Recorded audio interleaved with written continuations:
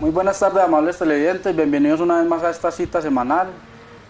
Este es su programa A la Hora del Té. Hoy nos hemos trasladado con todo nuestro equipo técnico hasta la vereda Piedra Candela, parte baja. Estamos en los límites con la vereda del Guarango y nos acompaña un invitado muy especial. Está con nosotros el señor Juan de Jesús Serna Segura. Él es un veterano de la guerra de Corea, uno de los pocos veteranos que podríamos decir no solo sobreviven en Colombia, sino también en el mundo, ya que es una guerra que sucedió a principios del siglo pasado. Don Juan, muy buenas tardes y bienvenido a este programa. Buenas tardes y a la orden por acá. Don Juan, contémosle a la comunidad dónde nace Juan Serna Segura. Nací en Urrao en el año 1925, 13 de diciembre. Estamos hablando, amables televidentes, de casi un siglo de experiencia y hoy tenemos la fortuna de ser testigos directos de tanta historia de vida, de tanto bagaje, especialmente en las fuerzas militares de Colombia. Don Juan, dígame o cuéntele a la comunidad en qué fecha empieza su vida militar como recluta. Yo terminé bachillerato y me fui para la aviación con otros compañeros en Urrao. Presenté todos los exámenes en Madrid y resulta que la estatura no me sirvió. Entonces el capitán que nos atendía me dijo, bueno, usted aprobó todo, pero no le sirve la estatura. Si quiere vamos a probarlo. Me subió a un avión de esa época llamados T-6, que era para comando, el piloto y su piloto. Y resulta que yo no alcanzaba a frenarlo en tierra. Para frenarlo tenía que tirarme de la silla. Entonces, por lógica, me sacaron de allá. Y ya me vine a Medellín y ahí ya hubo el reclutamiento en 1946 para pagar servicio. Entonces lo pagué en el batallón Girardot de Medellín. Ahí empezó mi carrera. ¿Cuándo se da su traslado hacia la ciudad de Bogotá? Usted me contaba que estuvo a los 6 meses fue trasladado hacia la ciudad de Bogotá. Sí. A los 6 meses fui yo cabo segundo. Fui a Bogotá a hacer un curso que me mandó el batallón. Lo terminé y llevé la documentación al batallón, porque en esa época ascendía, era el batallón y aprobaba la brigada, era la que hacía los ascensos para sus oficiales. Hoy no, hoy lo hace el comando del ejército directamente, pero en esa época era así. Entonces ya de cabo segundo seguí trabajando ahí hasta en una oficina era del S3, ¿no? Sí, hoy es S3, pero en esa época se llamaba la oficina de tal, es decir, la secretaría del segundo comandante del batallón, donde se hacen los informativos y todo eso. Como había que hacer informativos, el el mayor y el coronel me mandaron a estudiar Derecho. Entonces fue cuando yo estudié Derecho 3 años en el batallón Girardot. Ya, ¿Por qué le piden a don Juan que estudie Derecho?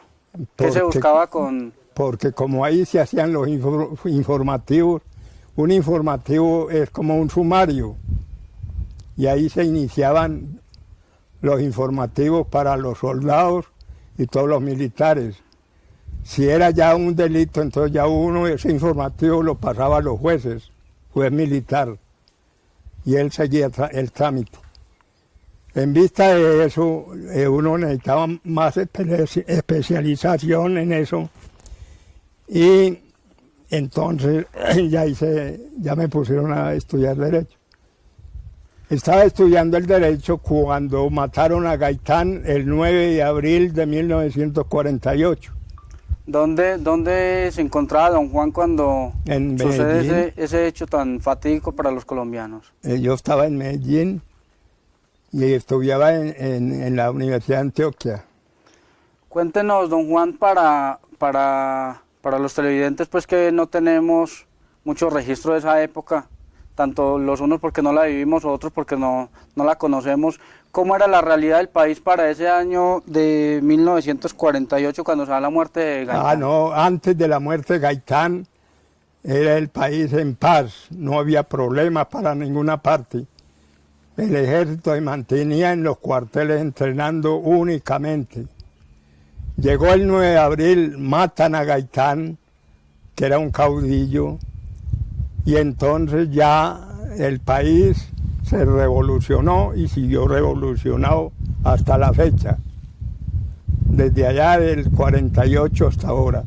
¿Y cómo era la figura de Jorge Eliezer Gaitán que representaba para el país? Jorge Eliezer Gaitán era un político caudillo, bastante buen orador, y se creía que iba a subir a la presidencia, y fue cuando entonces los contrarios lo mandaron a matar, pagaron un sicario, a un Roa Sierra, inclusive a ese sicario también lo mataron para que no contara la cosa. Don Juan, usted me contaba sobre la marcha del silencio. Que fue eso la hizo Gaitán. Sí. Gaitán le tocó hacer hizo una marcha del silencio, una protesta que hizo, y nadie habló, ni él siquiera pronunció una palabra, todo el mundo en silencio. No se escuchaba ni el zumbido. No se escuchaba ni el zumbido de una moto, como decía usted. No se había visto en esa época, ni todavía se ve una marcha de esas. Eso era un caudillo famoso. Entonces esa tremenda conmoción que vivió el país a mediados del siglo pasado, ¿dónde lo toma usted? ¿En Medellín, en Urrao? Cuando mataron a Gaitán se revolucionó el país tremendamente. ¿Y usted estaba en Medellín? Yo estaba en Medellín, como le cuento, y esa tarde, lo mataron a la 1 de la tarde. Medellín se prendió inmediatamente y comenzaron a saquear todos los almacenes. Nosotros tuvimos que ir a quitar neveras, quitar fogones, de todo, porque todos los almacenes estaban saqueados.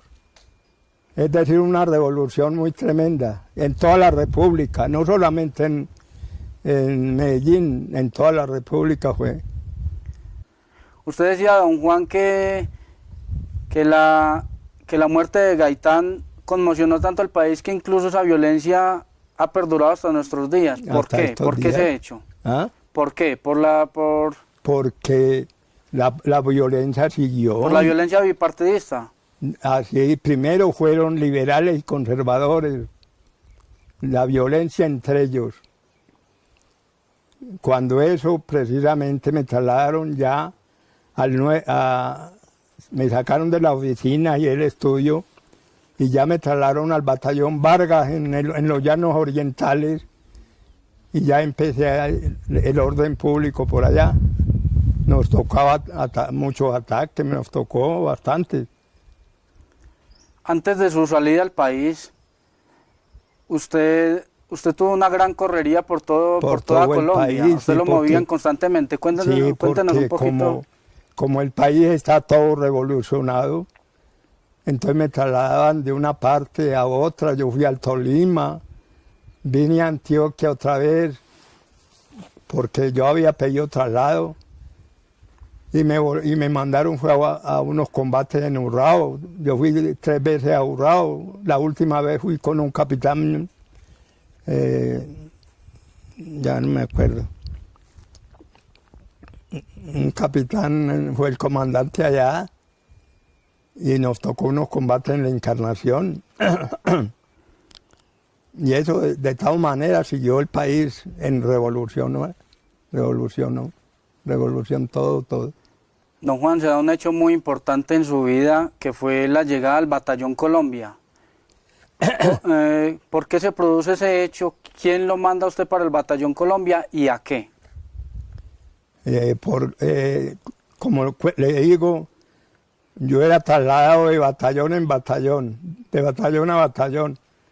Me trasladaron al guardia presidencial y claro, yo no me amañé en un batallón de esos. Que Usted me decía que no se amañaba en el Batallón Colombia. en ese batallón en el- lo en el llamábamos, que era un batallón como para mujeres, que eso no era para uno. Porque como era en Itaguantes y tal cosa. Y era un ambiente muy tranquilo y usted era es muy más, distinto más porque tropeo, para ¿cierto? nada más para la vigilancia del presidente. Y entonces eso ese batallón no le sirvió pues a uno que ya estaba enseñado al monte. ¿Y qué tareas se desempeñaban en el Batallón Colombia, don Juan? No, el comandante de guardia toda hora. Y, En la semana prestaba uno comandante de guardia 3 veces. y es donde se da el entrenamiento para los soldados no, que allí iban. nada más era marchas en el Batallón Colombia. Bien. Marchar nomás y para presentarse pues, al presidente. Eso era todo lo del batallón guardia presidencial, no es más. Bueno, ¿en qué momento le dicen a usted que debe ser enviado a la guerra de Corea? ¿En qué momento? Porque de ahí pues yo pedí traslado. No me acordaba ayer de que me habían trasladado, fue al Juanambú primero. Yo fui al batallón Juanambú en Florencia, que también estaba en violencia por allá. Nos tocaba ir o fuimos por allá a unas comisiones también parte del Tolima. Del batallón Florencia me trasladaron sin yo pedir ni nada, porque uno no iba a buscar un batallón de esos. Me trasladaron al batallón de entrenamiento que había en Colombia. Llamaba entrenamiento y reemplazos, ese batallón. Ahí me entrenaron pues con otro personal, como 6 meses, algo así, unos meses ahí. Y ya me trasladaron al batallón Colombia, en Corea, ya me trasladaron allá. ¿Y qué siente don Juan cuando le dicen va para Corea? Me impresioné mucho porque íbamos a unas cosas que no conocíamos nosotros. Nosotros no conocíamos lo que era el orden público en Colombia, pues nos había tocado bastante, pero no sabíamos de una guerra, pero teórica, nunca práctica. Entonces uno se impresiona mucho. Cuando a mí me tocó salir a las 3 de la tarde en un barco que ya nos habían avisado temprano por Cartagena, yo le puse un telegrama, le coloqué un telegrama a la mujer que estaba en Valparaíso. Le dije, a las 3 de la tarde zarpa el barco para Corea. Que regrese, yo no lo sé. Don Juan, ¿y cuánto dura el viaje desde Colombia hasta Corea en barco? Nosotros salimos de Cartagena. Fuimos a Hawái y de Hawái es un estado de Estados Unidos. de Hawái ya emprendimos la partida a Yokohama en el Japón. Duró como 40 días o algo así. Casi 40 días. Bueno, entonces llega usted con esa camada de muchachos, soldados de Colombia a una guerra internacional. ¿Cuáles son sus primeras sensaciones cuando pisa ese suelo coreano? Primero pisamos, claro, al Japón, que nos recibió el batallón de enlace que había allí, y de ahí ya cogimos otro barco y pasamos a Corea. Cuando llegamos a Corea, uno se impresiona mucho porque ya sabe que tiene que salir a las líneas. Además, eso se oía por allá como quemando pólvora. De donde uno se baja, en Incheon, que llama el puerto de Corea, a donde estaban las líneas, se oía ahí como quemando pólvora. Y uno se impresiona bastante, pues. Imagínense, una cosa nueva para uno.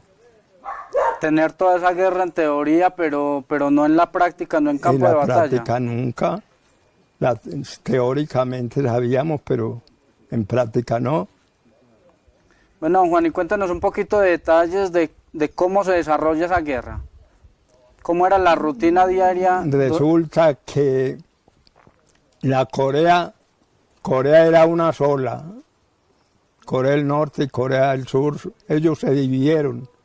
Una parte quedó para el sur y perteneciendo a las Naciones Unidas. Otra parte quedó al norte, que llamó Corea del Norte, y era aliada de Rusia.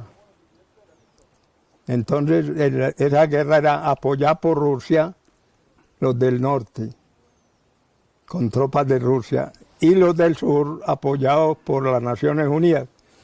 Como Corea del Norte invadió a Corea del Sur y ya lo tenía, ya se había tomado todas las tierras y estaban en un punto que llama Pusan, en un pueblo muy al sur de Corea. Ya Corea entonces Corea del Sur pidió auxilio a las Naciones Unidas y fue cuando mandaron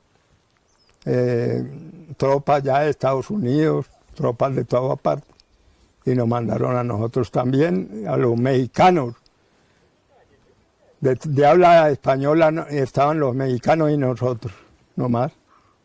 ¿Y los mexicanos y los colombianos resistieron hasta el final de la guerra? Resulta que los mexicanos perdieron un personal pasando una quebrada que se denominaba Paralelo 38, y en vista de esa pérdida de soldados, entonces México mandó retirar esas tropas y se las llevaron para México. Se corrió, mejor dicho.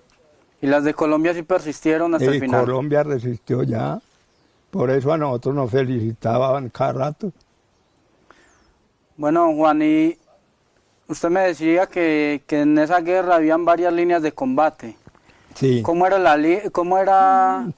rutina? Foto, si quiere ahora la vemos. ¿A qué hora se levantaban, por ejemplo? ¿A qué hora les sonaba la diana? Nosotros estuvimos en una línea, esa se va dejando, se va avanzando, y a medida que uno avanza, se hace otra línea. Eso la hacen el batallón de ingenieros. Entonces nosotros que éramos infantes, no hacemos sino ocuparlas nomás. Pero ellos son los que hacen los búnkeres. Una línea se compone de búnkeres. Búnkeres son unas piezas grandes entre la tierra. Zanjas de arrastre, que son unos huecos largos donde uno se esconde, se arrastra, pues se sale. Se llama zanja de arrastre. Y los búnkeres que tienen sus ventanillas para uno disparar y para ver el enemigo. Así se construyen las líneas. ¿A qué horas era la levantada, por ejemplo? La levantada allá No había A la hora hora que fuera. porque cuando estábamos en las carpas sí se madrugaba mucho por allá a las 5, a las 4, hasta las 3 de la mañana. Pero ya en la línea no hay hora porque uno es permanente. Don Juan, ¿y cómo le podía contribuir Colombia con un ejército en ese entonces tan limitado? ¿Cómo podía contribuir Colombia a esa guerra? ¿De qué tipo? O sea, ¿qué tenían los soldados colombianos que no tuvieran los otros soldados como Estados Unidos o países tan experimentados? No, lo que pasa es que Colombia tuvo que hacer ese esfuerzo, sostener su batallón con todo, munición, todo. Usted sabe que son muy costosos, tanto que un solo tiro vale un poco de plata. ¿Y cuánto se disparan en el día? Póngale. El armamento también era colombiano, todo. Eso era ya costeado. Estados Unidos haría los préstamos, pero de todas maneras lo costeó Colombia. Don Y Juan, cada batallón, cada tropa, por ejemplo, Estados Unidos costeaba sus batallones, que él tenía muchos batallones allá. Él fue el que más llevó batallones. Estaban los ingleses también, estaban los franceses. don Juan, pero ¿y al soldado colombiano qué lo caracterizaba? ¿Para qué era bueno el soldado colombiano? ¿Haciendo qué? Porque nosotros siempre resistíamos las tareas que nos daban y las cumplíamos. En cambio, muchos batallones no las cumplen. Eran más troperos también. Los mismos americanos no sirven inclusive para infantería. Ellos son buenos para la artillería, sí, muy buenos. Los Y para la soldados aviación. La manejan la artillería pesada bastante bien. Y la aviación también. Pero la infantería no les sirve a ellos para nada. Eso dejan esos fusiles en cualquier parte y los van botando. Eso no les importa nada. Y si les toca correr, corren. Y los En colombianos cambio, tenían nosotros buena no. infantería. ¿Ah? Los colombianos tenían buena infantería. Nosotros somos buenos, éramos buenos allá, pues yo no sé ahora, buenos para la infantería y el combate. En cambio, ya le conté, los gringos no resisten eso, ni en las líneas tampoco, son muy flojos, las abandonan. Y la aviación sí, son muy buenos, una berraquera. Don Juan, ¿cómo se daba precisamente esa tarea de ablandamiento en una guerra internacional que los combates son tan cruentos? Uno va en una tarea, se buscan las partes más estratégicas, ¿cierto? Y como hay que avanzar hasta donde se calcula que esté el enemigo ahí. Entonces llega la aviación y larga las bombas primero. Termina la aviación y sigue la artillería. Todo eso es de americano. Sigue la artillería pesada dando fuego allá. Apenas termina la artillería, la aviación y la artillería, entonces sí avanza toda la infantería hasta allá. Y ese es el sistema de avance. Cuando ya se ha dado el ablandamiento. Cuando se ha ablandado la zona. Don Juan, ¿y de qué se alimentaban ustedes allá en Corea? Nosotros teníamos la ración, yo no la conocíamos en Colombia, pero ya la conocimos. Unos eran una caja de cartón con 3 carritos. Uno para el desayuno, otro para el almuerzo, otro para la comida. Pero eso es muy cansón y eso se deja por ahí, lo botan casi todos los soldados. Comen unos días y el hambre sí medio los hacen comer. Pero eso lo cansa uno demasiado. Sí, debe ser muy duro uno enseñar los frijoles y a la arepa y que lo pasan a punta de lata. Uno ambiciona los frijolitos. Don Juan, y dentro de esa crueldad en la guerra misma, ¿qué fue lo más duro que le haya tocado vivir en combate en medio de ese fuego cruzado? Pues todo, porque es que una guerra muy sangrienta, entonces... ¿Le tocó ver amigos morir? Morir, claro, amigos y todo. Yo vi muchos amigos, por ejemplo, en el Obolde, que se fue una compañía entera de nosotros, la compañía B, la mataron toda. les entró un batallón chino, un ejército chino, porque es que nosotros, el principal enemigo que teníamos allá eran los chinos. Y entonces los chinos son muchos, eso es por ejércitos, allá lo llaman ejércitos. Aunque aquí en estos batallones, en estos países, se llaman divisiones, por ejemplo Estados Unidos. Una división allá se llama ejército. Entonces entró un ejército entero a combatir una compañía, imagínese usted. ¿Qué haría esa compañía? ¿Y cuántos soldados colombianos habían participando en la guerra de Corea? Un batallón entero, que eran cuatro compañías de combate, una de servicios, que se llama HQ,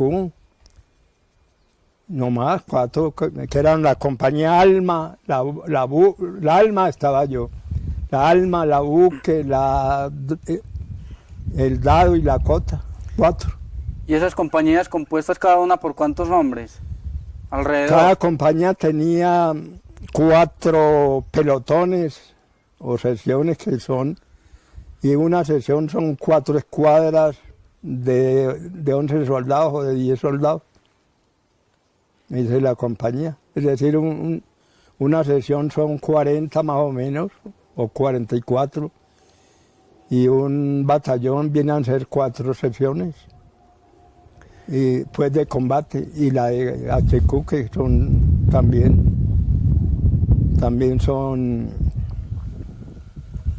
son 4 secciones también.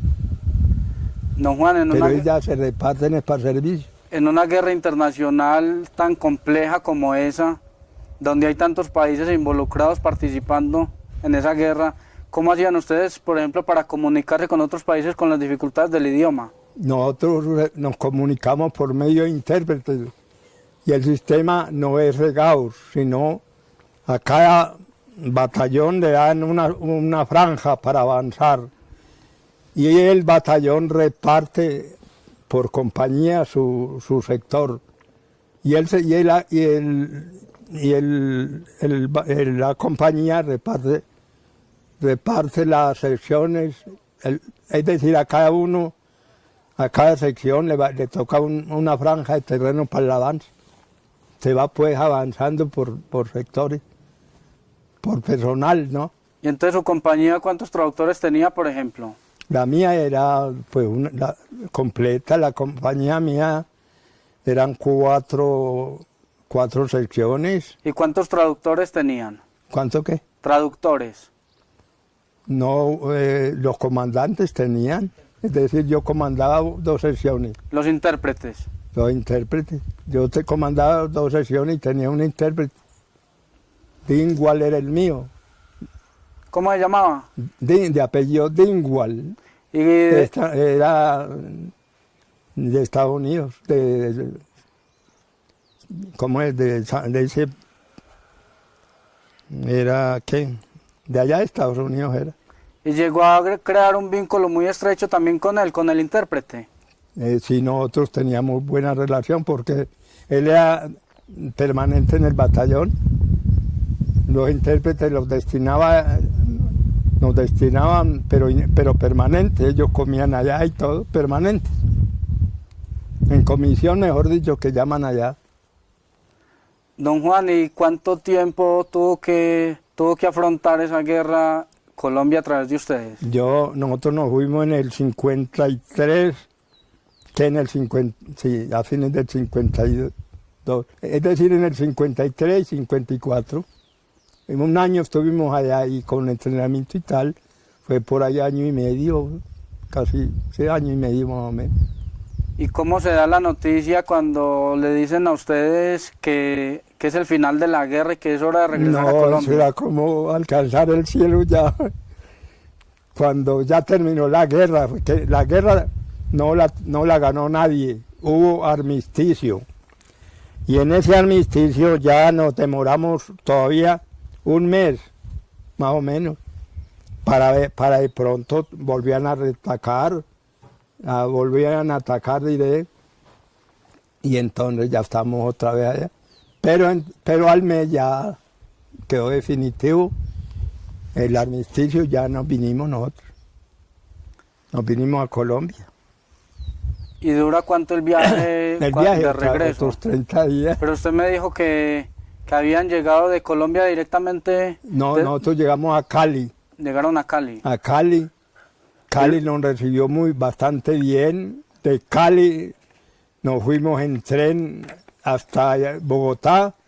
En Bogotá nos recibió el presidente, que era Rojas Pinilla, un militar. Inclusive en la marcha de ese día, que llama parada, pues la marcha, Rojas Pinilla marchó a la cabeza de nosotros como militar, ¿cierto? A la cabeza del Batallón Colombia, y adelante iba la escuela de cadetes, y atrás nos cubría el guardia presidencial. Nosotros íbamos en la mitad con el presidente de la República, y la bandera y todo. Don Juan, ¿usted qué puede tener esa comparación de una guerra internacional a una guerra de guerrillas como la que se vive en el país? ¿Qué comparación eso no se podemos puede hacer? comparar nunca, porque esto es desorganizado. Un ataque aquí en Colombia es desorganizado. A uno lo atacan y uno ataca de cualquier manera. No hay orden, no hay nada, sino que avanzar. Es decir, es muy distinto. Además, es muy diferente, porque una guerra es combatiendo con otro personal que tiene las mismas armas de uno. Tiene la misma aviación, la misma artillería, y hace lo mismo. Entonces es una guerra de igual a igual. Una guerra pareja. Muy pareja. En cambio, las guerrillas a veces tienen ametralladoras, otras veces no tienen nada, y le corren a uno. Eso es muy distinto. Un hijo mío que es mayor del ejército me decía que la guerrilla era muy floja, que cuando ellos atacaban con fuerza, ellos corrían, la guerrilla corría. Y yo le decía que en la época mía eran más resistentes, resistían más. Bueno, amables televidentes, por hoy vamos a dejar esta historia hasta acá, pero los invitamos a que nos vean la próxima semana con la continuación de esta interesante entrevista, este diálogo televisado con don Juan Serna Segura, un veterano de guerra que estuvo combatiendo, representando a Colombia en la guerra de Corea, y que hoy nos acompaña y nos acompañará la próxima semana para seguir conociendo los detalles de su vida. Hasta la próxima.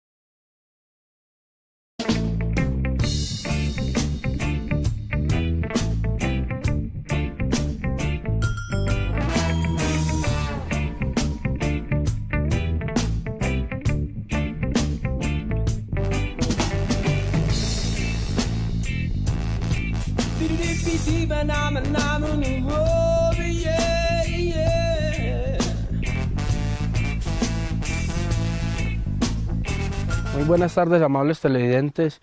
Bienvenidos una vez más a este su programa A la Hora del Té. Hoy vamos a continuar este diálogo especial que teníamos con don Juan Serna Segura, un veterano de la Guerra de Corea que vive en nuestro municipio desde hace ya bastantes años y que nos ha estado contando sus historias, sus vivencias. y toda esa experiencia recogida a través de tantos años de intensos combates. Don Juan, entonces retomemos este diálogo contándole a la comunidad. En ese año, en el retorno de ustedes en 1954, son recibidos como héroes de la patria. Nos pusieron una franja tricolor aquí en el pecho, una banderita que decía bienvenidos héroes de Corea, amarilla, azul y roja. Y eso se veía hasta muy bonito de lejos. Bueno, don Juan, ¿y quién era el presidente de la época para cuando ustedes llegan de la guerra de Corea? Estaba el presidente Rojas Pinilla que nos recibió en la marcha, inclusive nos recibió ese día, y él mismo recibió las urnas de los muertos que traíamos. Nosotros traíamos muchas urnitas. Las cenizas de los caídos en... Que eso no era ni de esos muertos, porque uno echaba cualquier ceniza ahí, pero sí los nombres.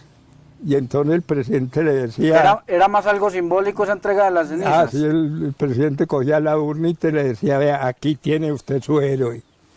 Y a veces eran las cenizas de la leña o cualquier cosa. Ahí le entregaba el muchachito, envuelto cenizas. Sí, era más... La entrega de cenizas era más un acto simbólico con esos héroes que han caído en la guerra.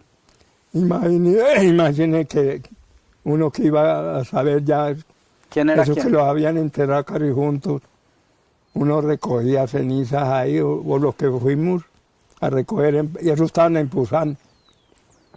Fuimos allá a recoger con las urnas y les echábamos ahí las cenizas que se pudo. Don Juan, un papel muy especial en todas las guerras, en los conflictos, tanto internos como internacionales, es el que cumple la Cruz Roja.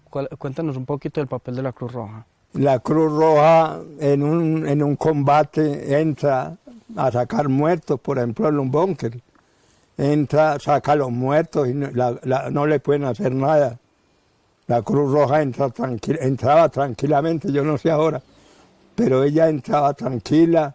Son intocables. Y no, intocable, era prohibido. Hay unas disposiciones de guerra que no les pueden disparar ni nada. Tienen que respetar los de la Cruz Roja. Ellos van con sus señales y sus camillas y lo que sea. Y sacan muertos, sacan los heridos. Pero nada les pueden hacer, ellos se meten allá, aunque estén disparando, eso no importa. Don Juan, ¿usted conserva amigos sobrevivientes que estén vigentes y vivos de la época? Pues los últimos amigos que yo me acuerdo, murió hace un año, el último que fue Aristóbulo Cardona Franco, un sargento compañero. Por ahí hasta tengo la foto, que lo fue herido con una ametralladora, lo hirieron y yo lo visité en Tokio. Ese murió hace un año ya, era de Bello, murió aquí en Medellín. Don Juan, háblenos un poquito también de cómo fue ese reencuentro con la familia a su regreso de Corea. Resulta que la mujer mía, yo le avisé en Bogotá. Le puse un telegrama a Valparaíso que yo viajaba a Medellín en tal día en avión. Ella se trasladó a Medellín y fue a recibirme. Y llevaba al niño, que yo lo había dejado como de 2 meses, ya él estaba pues ya caminando y todo. Casi de 2 años. Ya, sí, él se puso a llorar. ¿Era un desconocido usted? Un desconocido para él, imagínese. Y la mujer pues lloró como un diablo cuando me saludó a mí.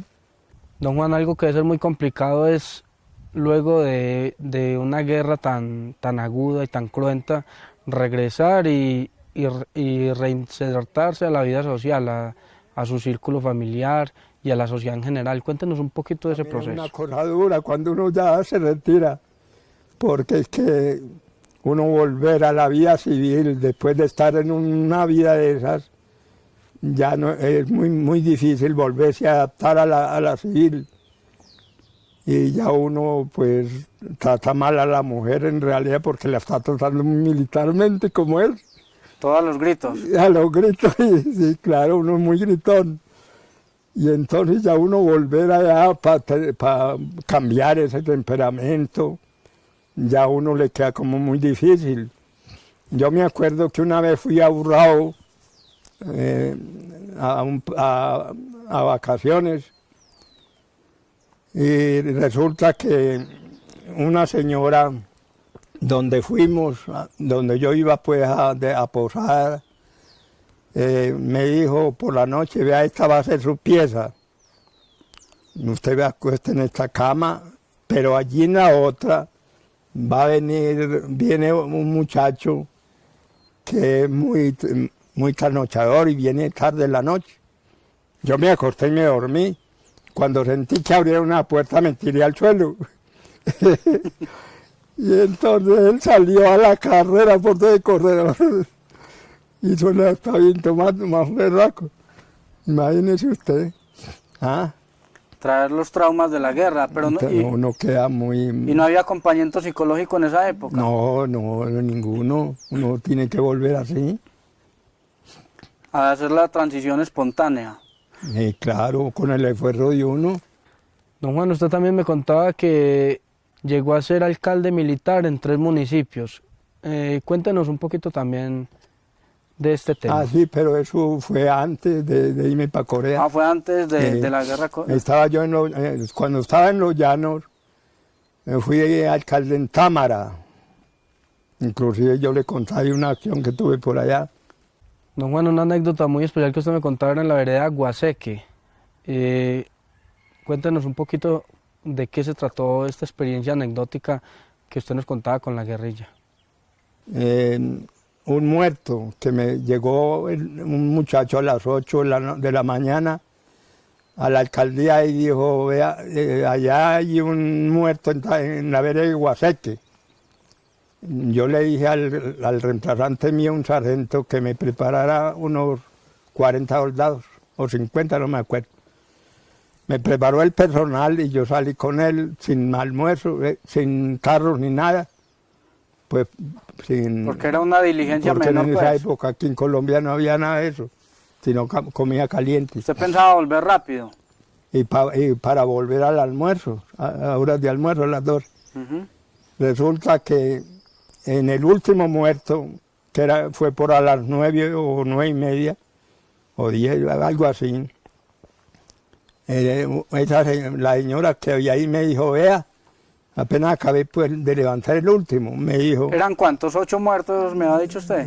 Eran como 8 muertos, 9 muertos, algo así. Bueno, levanté el último y esa señora me dijo, vea, acaban de salir de aquí, vea, se me comieron hasta las naranjas de este palo, no me dejaron ni una. Y vea los pasos fresquecitos. A mí me dio por seguirlos. ¿De la guerrilla? A la guerrilla, me dio por seguirla. Y era una cañada, Guaseque, que llama por allá. Y me metí a la tal cañada esa. Y cuando ya iba pues muy adelante, yo dije, pues yo me tengo que volver porque uno sin almuerzo, ya que vuelva allá. Y bueno, entonces me volví, porque no había encontrado, pues por ahí nos dispararon, hicieron unos disparos y eso no ascendió a nada y nos devolvimos. Cuando nos devolvimos, ya estábamos encerrados, se habían quedado por lado y lado, y ya nada, y resultaron atrás también. Entonces resulté encerrado por todos los lados, sin manera de salir. ¿Estaban emboscados por la guerrilla? Por la guerrilla, encerrados en esa cañada nosotros. ¿Por dónde salíamos? Pues dígame. De esas cosas que yo llevo, como yo siempre echaba una ametralladora, siempre por donde iba. El cabo que me la llevaba era muy bueno para eso, yo le tenía confianza. Yo pensando a ver cómo hacíamos, y ya era tarde, hasta que yo dije, medio altico le dije al cabo, vea, arrástrese usted con esa ametralladora allá a ver si si la puede emplazar allá más o menos, por allá unos 30 o 40 metros.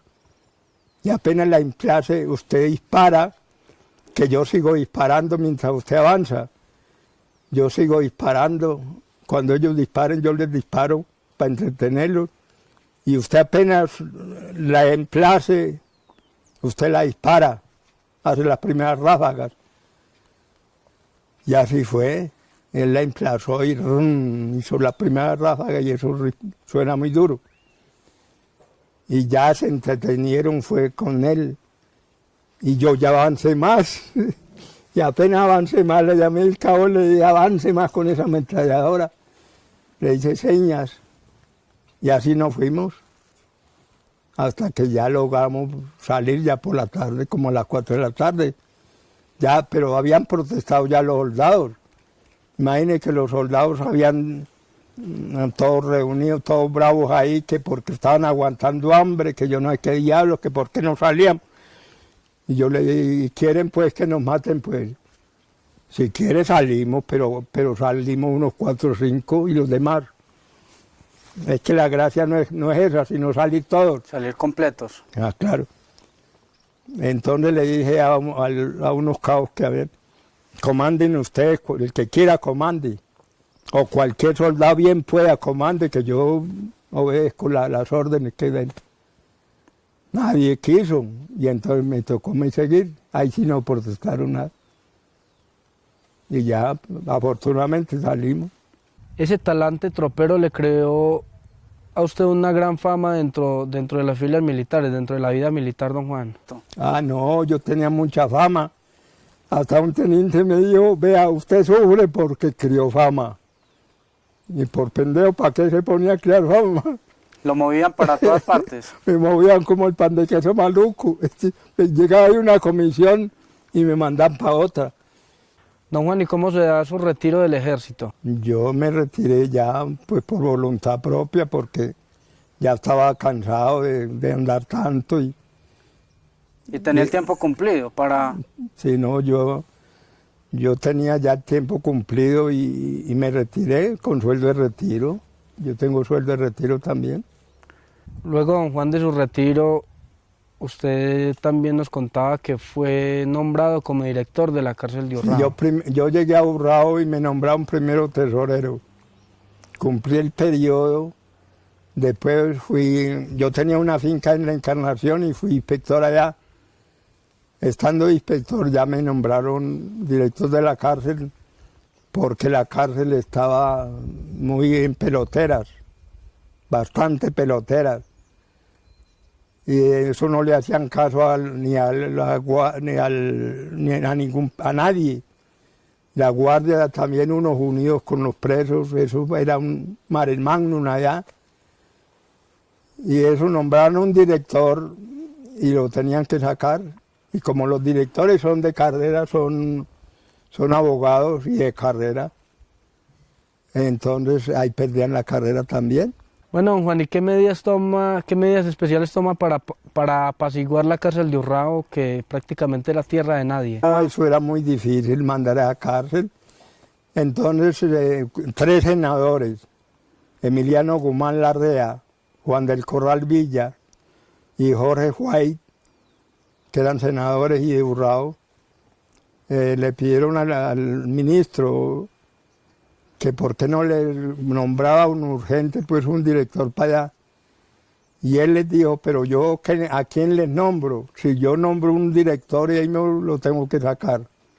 Entonces, ¿a quién? Póngame a ver. Y ellos dijeron, vea, le traemos el candidato.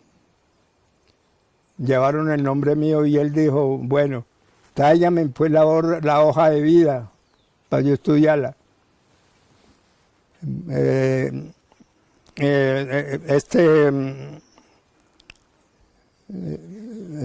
Como un senador, pues, Juan del Corral Villa, cogió un avión en Bogotá, vino a Medellín, pero no aquí a Río Negro, sino a Medellín.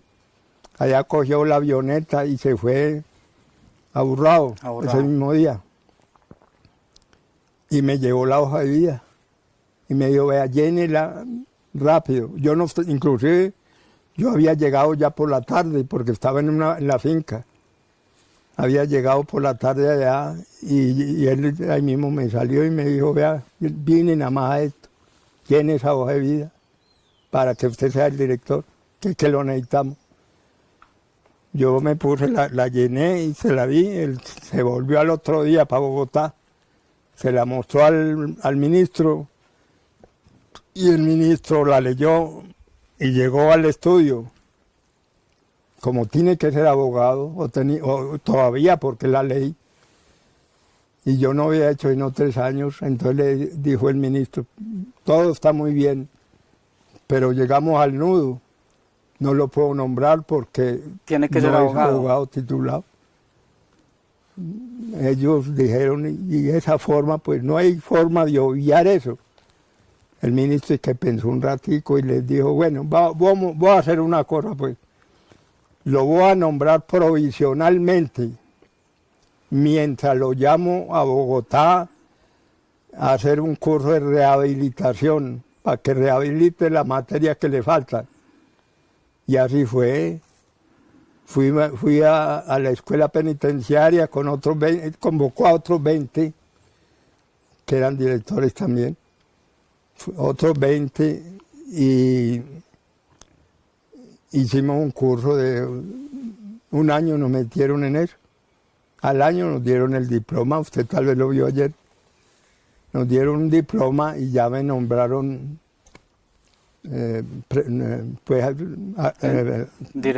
director activo ya. Y entonces cuando llega usted a la cárcel de Urrao, ¿qué medidas toma para apaciguarla? No, lo primero que yo hice fue decirle a ellos, bueno, ¿qué necesidades tienen? Primero las necesidades de ellos, la lógica. Y ellos me dijeron la alimentación, el trato que nos dan, que yo no que bueno, les voy a mejorar eso. Y enseguida, ¿qué hice? No dejé a nadie desocupado. A todos les busqué trabajo. Los unos haciendo una cosa, los otros otra. Y si todos trabajaban, ¿cómo jodían? Ahí los aplaqué a todos y esa cárcel siguió marchando al pelo. Esa fue la táctica mía de arreglar eso. Inclusive yo le conté al director general y me dijo, usted sí que es berriondo para ese hombre. ¿Ah? ¿Y don Juan cuánto dura como director de la cárcel de Urrao? De Urrao duré 11 años. A los 11 años ya estaba como aburrido allá. Tantos años en una cárcel y ya bien domadita. Don Juan, llega el momento en que usted mismo pide que lo trasladen a una más cárcel pequeña, porque allá tenía yo más de 100 presos. Entonces me trasladaron aquí, al municipio de Jorral. Llega usted al municipio de Jorral. Jorral, que no tenía no, en esa época como 40, 45, 50 presos. ¿Recuerda más o menos en qué año se dio su traslado de Jorral? Eso sí no me acuerdo, como en el 70 días, no me acuerdo el año bien. Yo hace en todo caso 30 años que estoy aquí. Don Juan, llega usted a Bejorral como director de la cárcel nacional de ese entonces, ¿y quiénes eran sus compañeros guardianes de la época? Como guardianes. Estaba en la de aquí, porque Mejía también estuvo allá.